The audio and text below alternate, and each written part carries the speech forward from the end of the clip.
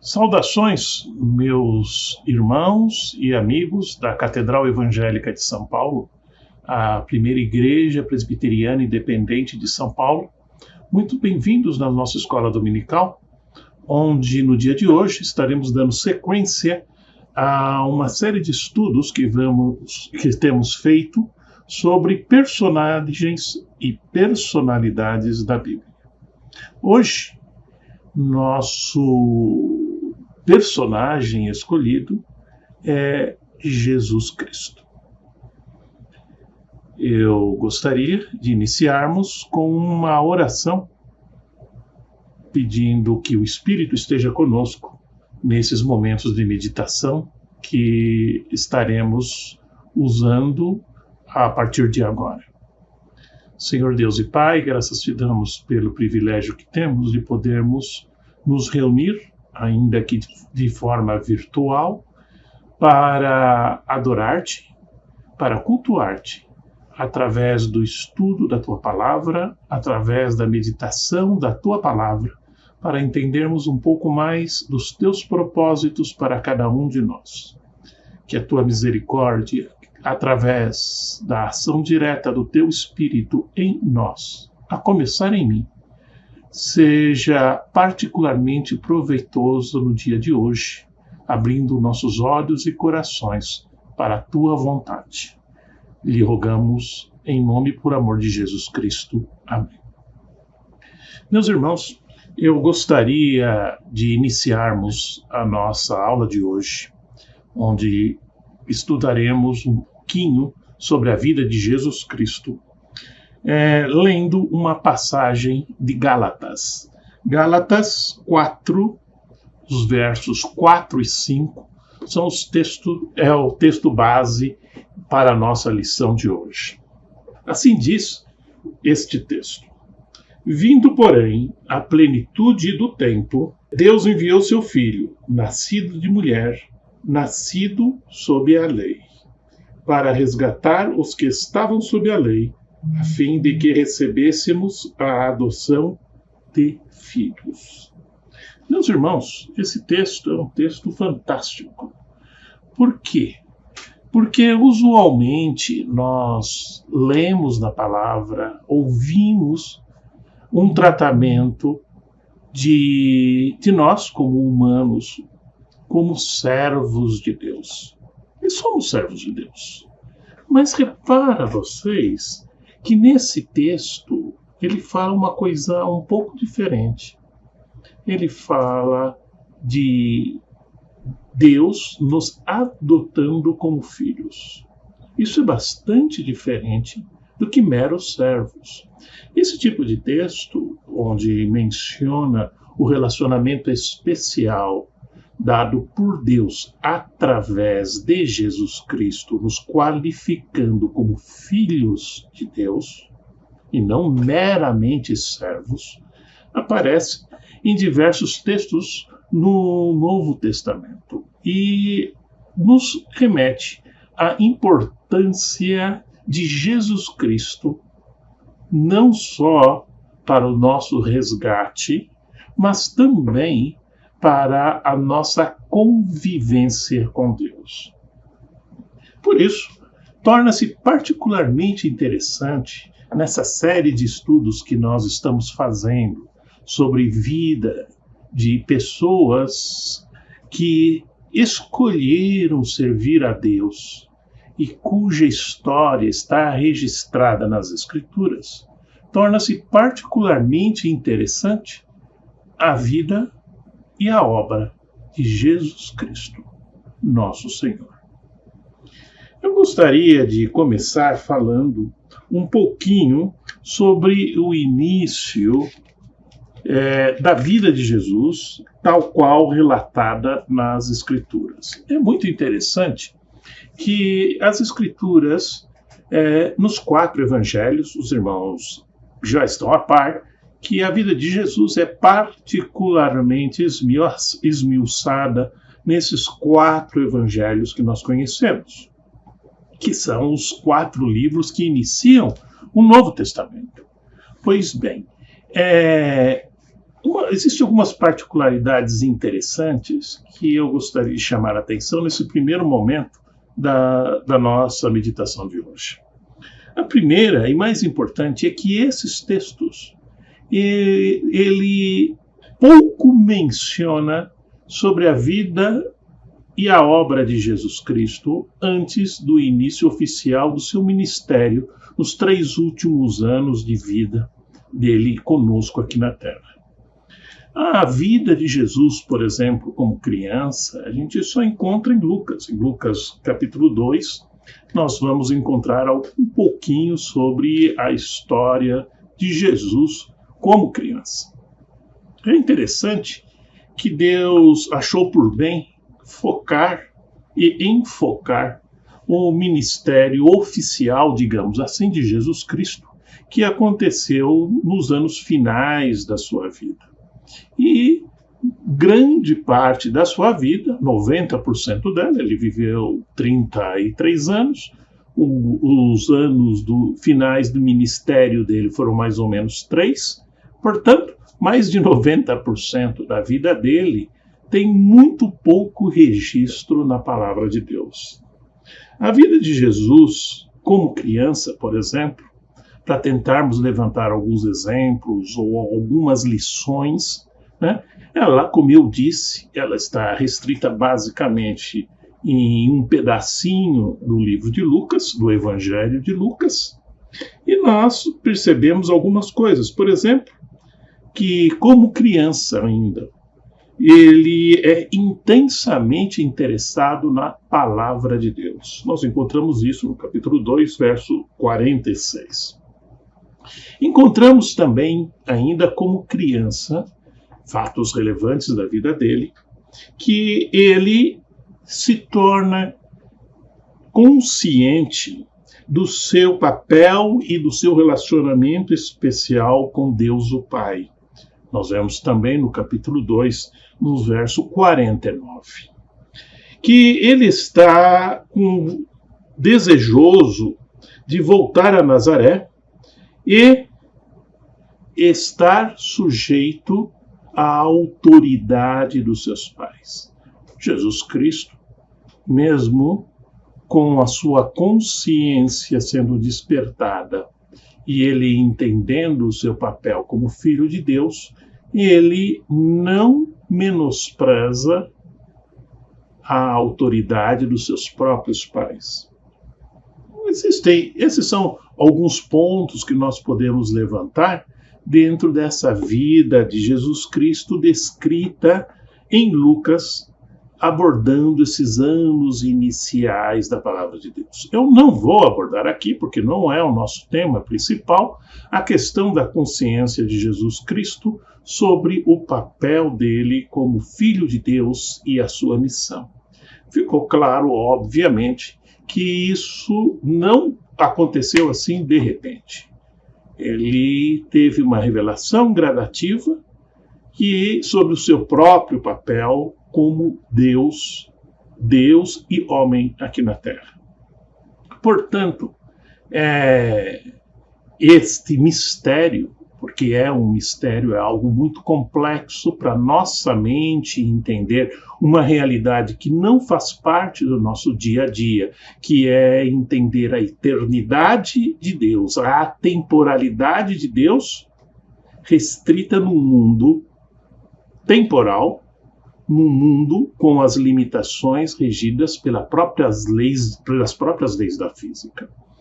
Mas esse não é o nosso objetivo aqui em discussão, é levantar justamente que exemplos na vida de Jesus nós deveríamos olhar de maneira especial para desenvolvermos e levarmos as nossas próprias vidas. Bom, essa vida de Jesus como criança, né, nós vemos também que Jesus Cristo foi educado como muitas das famílias que viviam em Israel naquela época, foi educado em escola que se chamava sinagogas. É muito importante esclarecer o papel dessas escolas. Meus irmãos, um dos personagens mais reverenciados e homenageados ainda no Israel de hoje, se os irmãos visitarem Israel ainda hoje, vão perceber monumentos e muitos escritos a respeito, é o profeta Samuel. Um dos grandes feitos de Samuel é justamente ter criado uma rede de escolas. Samuel, que viveu no tempo que terminou uma sucessão de juízes em Israel, estava muito preocupado com a situação de Israel pelo fato de que as pessoas estavam cada vez mais longe da verdade revelada por Deus a Moisés. Isso deixou Samuel particularmente preocupado e perturbado. Eu quero lembrar que desde a chegada da Terra Prometida até o reino de Davi, sim, até o reino de Davi, isso significa que Saul fazia parte desse período com uma característica muito interessante. O povo de Israel não estava unificado. Veja, eles saíram de Israel, era um bando só, um povo só, as tais 12 tribos, chegaram depois de 40 anos na Palestina, se estabeleceram, mas era mais ou menos cada um por si. Os vínculos entre as diversas tribos eram muito pequenos. E eles lutavam entre si a ponto de chegar a ter tribo que foi praticamente dizimada por eles mesmos.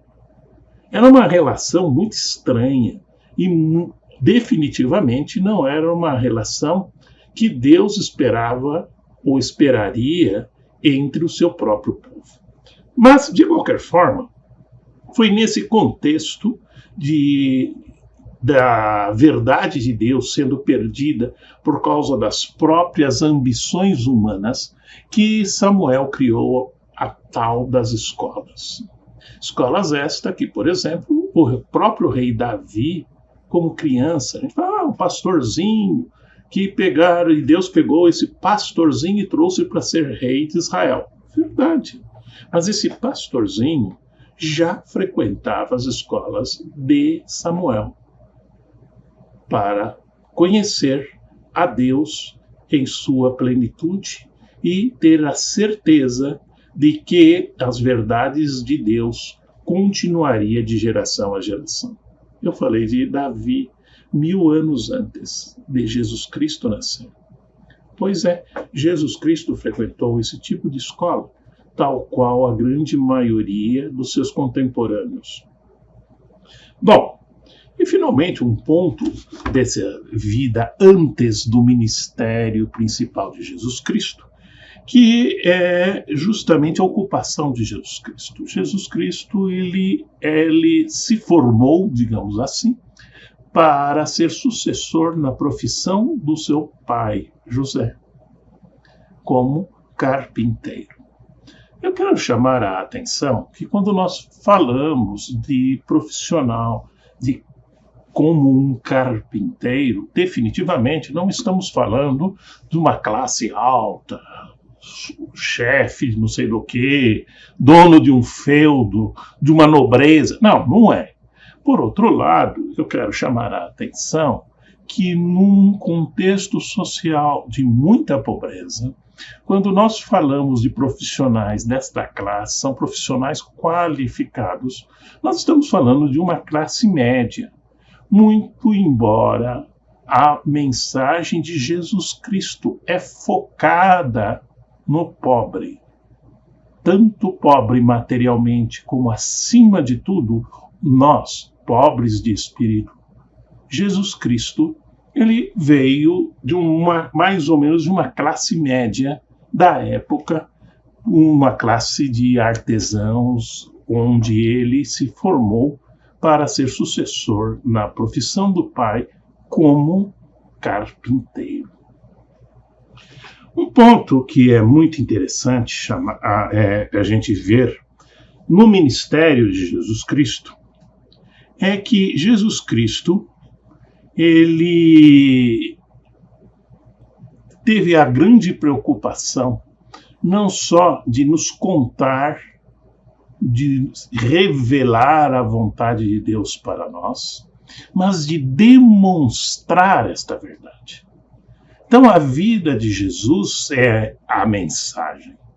Muito mais do que a sua própria palavra, muito mais do que seus ensinamentos formais, a vida em si de Jesus Cristo, ela se traduzia como manifestação da palavra de Deus, da vontade e dos ensinamentos de Deus para nós. Isso torna particularmente interessante para nós a vida e a obra de Jesus Cristo. Porque fica claro, na medida que nós estudamos esta biografia de Jesus Cristo, de que mais do que as palavras dele, que são palavras fantásticas, tem revelações tremendas, mas mais do que isso, a sua vida é a encarnação da palavra do Pai. Existem alguns pontos gerais que eu gostaria de chamar a atenção dos irmãos, como características da vida de Jesus Cristo que refletem para nós como exemplos a ser seguido. Lá em Mateus, no capítulo 3, nós vemos Jesus Cristo sendo batizado por João Batista. Parece uma coisa muito esquisita. Jesus Cristo, o próprio Deus encarnado aqui na Terra, ser batizado por homem. Eu quero chamar a atenção que este homem tinha uma autoridade concedida pelo próprio Deus. Na realidade, Jesus Cristo, ao se submeter ao batismo, ele não estava se submetendo a nenhum homem. Ele estava se submetendo ao próprio Deus. Isso é uma das mensagens de Deus, que é a submissão constante à vontade de Deus em nossas vidas. Eu chamo a atenção dos irmãos a uma história interessante que eu me recordo que há muitos anos um grande amigo meu, infelizmente não religioso, ele se dizia não religioso, fez uma pergunta. Olha, ele disse assim, qual é a vantagem, se é que existe alguma, na educação dos filhos quando os pais são cristãos? Me cite uma, pelo menos uma. Eu falei, eu vou citar 3 razões. E a primeira delas foi o sentido dos limites. Quando uma criança enxerga os seus pais dentro da sua realidade e experiência de vida, ele vê como alguém absolutamente todo-poderoso, sem limites. Quando ele enxerga nos pais uma submissão a uma autoridade, ele passa a entender que mesmo os pais têm um limite e que estão sujeitos a uma autoridade que está acima dele. As consequências disso na vida e na formação de uma criança é tremenda. A criança tem muito mais facilidade de aprender os limites. Essa foi a primeira razão. As outras 2 não vai vir ao caso agora, mas isso serve para nós hoje. Jesus Cristo nos deixou como exemplo esta submissão à vontade de Deus constantemente, para entendermos e mais do que entendermos, declararmos os nossos limites diante da vontade de Deus. A vontade de Deus, ela vai além das nossas forças, além dos nossos desejos, além daquilo que somos. Deus está acima de tudo. Outro ponto interessante foi o comportamento de Jesus Cristo na tentação. Que lição a gente pode ter disso? De novo, eu não vou entrar no mérito do o quanto que Jesus foi tentado, como é que Deus pode ser tentado. Isso é um outro assunto, mas eu gostaria de me deter ao texto propriamente dito e que reflexo isso tem para a nossa vida. Jesus Cristo foi tentado. E eu acho curioso e interessante que o apoio de Jesus nesta tentação foi a palavra de Deus. Porque está escrito. Porque está escrito. A palavra de Deus, ela se revelou como uma grande força, como o instrumento de Jesus Cristo para combater o pecado e a ameaça diante da tentação. Uma lição extremamente interessante. Outro ponto que eu acho bastante importante na vida de Jesus Cristo, que eu pessoalmente me encanto, é a maneira com que ele pregava. Me recordo que há um bom tempo eu li um livro de apologética. A apologética, basicamente, é a defesa da nossa fé. São as razões do porquê acreditamos. Essencialmente, é um livro teológico. Mas este livro, em particular de apologética, ele tinha uma visão um pouquinho diferente. Ele dizia, basicamente, que a apologética não existe para você ganhar um argumento. A apologética não existe para você ser engrandecido por ser alguém, um grande teólogo. A apologética não existe para você apontar alguém e dizer você está errado e eu estou certo. Como a grande maioria das pessoas enxergam o que seria a apologética. A apologética é muito mais do que isso. Não é um jogo de vaidades ou um jogo de palavras. Ela é mudança de vida. Portanto, a melhor maneira de você levar a palavra e defender a palavra é com a sua vida. E isso foi como Jesus escolheu se revelar ao mundo. Como ele tratava as pessoas, como ele ouvia e como ele falava. Isso é um dos maiores exemplos de que Deus nos deixou de como tratar aqueles que nos odeiam. Um outro ponto, obviamente, é a crucificação de Jesus Cristo. Todo o processo da crucificação de Jesus Cristo nos deixa muito claro que foi algo muito, muito penoso para Jesus. De novo, não vou entrar nos méritos, nos detalhes, mas será que Jesus sentia dor? Será que Jesus não sabia a extensão de tudo isso?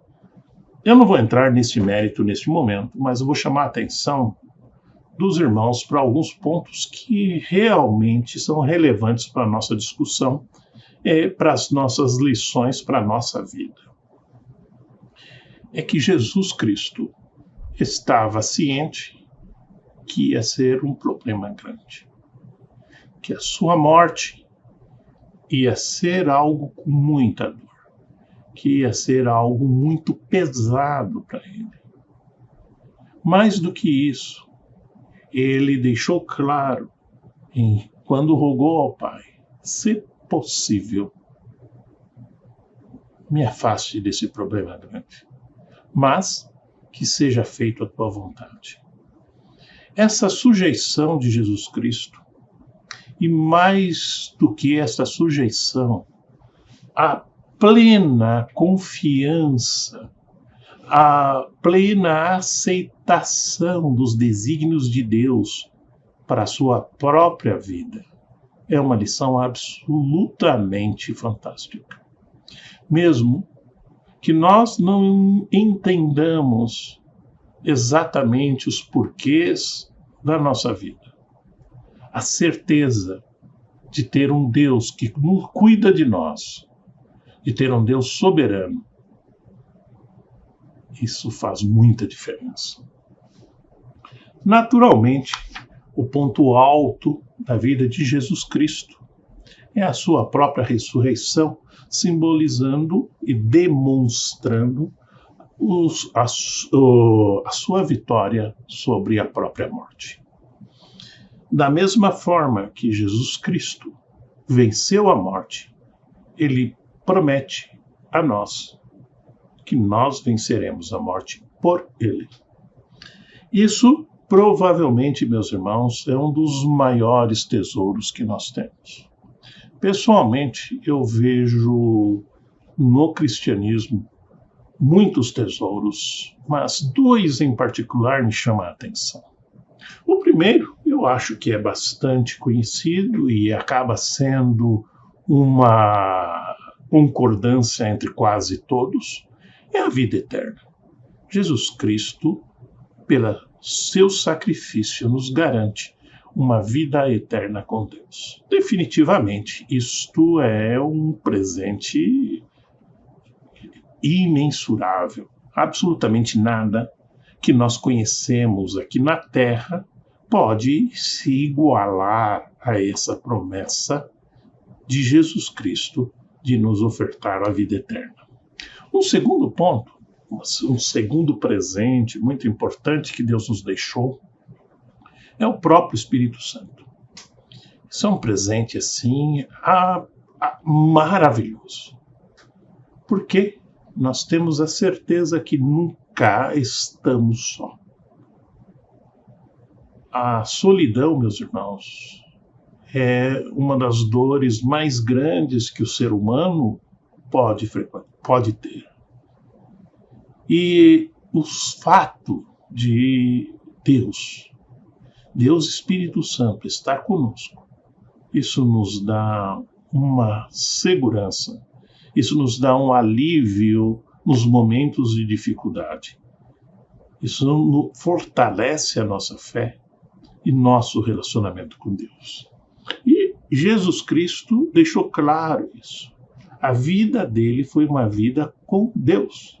A vida com Deus é o foco dele aqui na Terra. E, para mim, essa é uma das maiores lições deixada por Deus. Finalmente, eu gostaria de fazer um resumo do que nós vemos aqui e do ministério de Jesus Cristo no sentido de lições de vida que ele deixou para nós.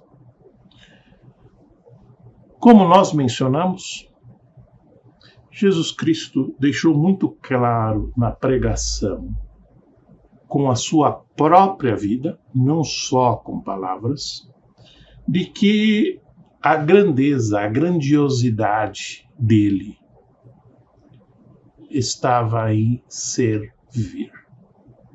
Aquele que quer ser grande, aquele que quer ser o maior no reino de Deus, é aquele que mais serve.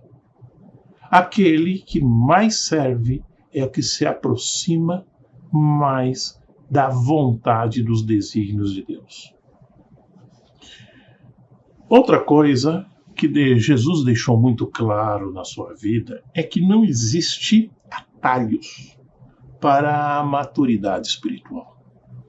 Como eu disse no início, todas as evidências da palavra de Deus, ainda que da parte da sua juventude as evidências são muito pequenas, está limitada basicamente no livro de Lucas, mas nós conseguimos ver claramente uma gradação, tanto da consciência como da obra de Jesus Cristo. Existe uma gradação culminando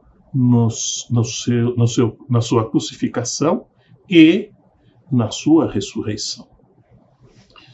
Mas isto nos deixa uma lição muito importante a nós, que vivemos em pleno século XXI, mais do que nunca apressados, mais do que nunca imediatistas, mais do que nunca buscando sempre resultados imediatos. Que o tempo de Deus é o tempo de Deus. Quando um bebê nasce, meus irmãos, até ele completar 20 anos, ele vai consumir provavelmente ao redor de 12 a 15 toneladas de alimento. Desde o bebê até uns 20 anos. Meus irmãos, se um belo dia você encostar um caminhão com 12 toneladas de alimento e tentar alimentar o bebê com 12 toneladas de alimento, ele não vai virar, de repente, um adulto de 20 anos. A variável tempo, meus irmãos, ela é muito importante, relevante em todas as nossas ações aqui na Terra. Nós estamos sujeitos ao tempo. E Jesus Cristo deixou claro isso na sua própria vida, que existe tempo para tudo. Tem coisas que nós queremos que seja feito agora, já. Não é. Não vai ser. Tem coisas que é o contrário, que nós não queremos que aconteça e vamos passar por isso. Essa sujeição ao tempo faz parte do nosso processo de maturidade aqui na Terra. Finalmente, eu gostaria de mostrar a reação de Jesus Cristo a um fenômeno muito interessante que foi explorado pelo reverendo Valdinei em um sermão recentemente sobre Tomé, onde ele falou assim, não, mas Jesus tinha ressuscitado, apareceu entre eles, eu só vou acreditar a hora que botar o dedinho aí em você, aí ver porque eu tenho minhas restrições, minha fé não é tão grande. Meus irmãos, eu acho muito interessante, e esse é um enfoque do ponto desse fato, é que fé, meus irmãos, ela é diferente de crendice. Fé tem que ser baseada em evidências. Se não existe nenhum tipo de evidência, ela não é fé, meus irmãos, é crendice. E aí que está o ponto interessante. Jesus Cristo mostrou que a nossa fé, ela é baseada em evidências concretas. Que nossa fé tem que ser construída com evidências concretas. Evidências reveladas por sua própria palavra, evidências reveladas pela ação de Deus na tua vida e na minha vida até o dia de hoje. Evidências através da revelação de Deus na natureza. Esses são fatos para basear a nossa fé. Com isso, meus irmãos, eu termino essa parte esperando que os exemplos da vida de Jesus Cristo sejam relevantes na sua vida e na minha vida hoje, para que, através destes exemplos, nós mudemos nosso enfoque. Através desses exemplos demonstrados por Jesus em sua própria vida, nós o incorporemos nas nossas próprias vidas e tornemos mais do que servos, meus irmãos. Nos tornemos filhos de Deus. Que Deus nos abençoe. Senhor, graças te damos por esse privilégio de podermos adorar-te através do estudo da tua palavra e da tua vontade. Que teu Espírito continue no coração de cada um de nós, agora e sempre, em nome e por amor de Jesus Cristo. Amém.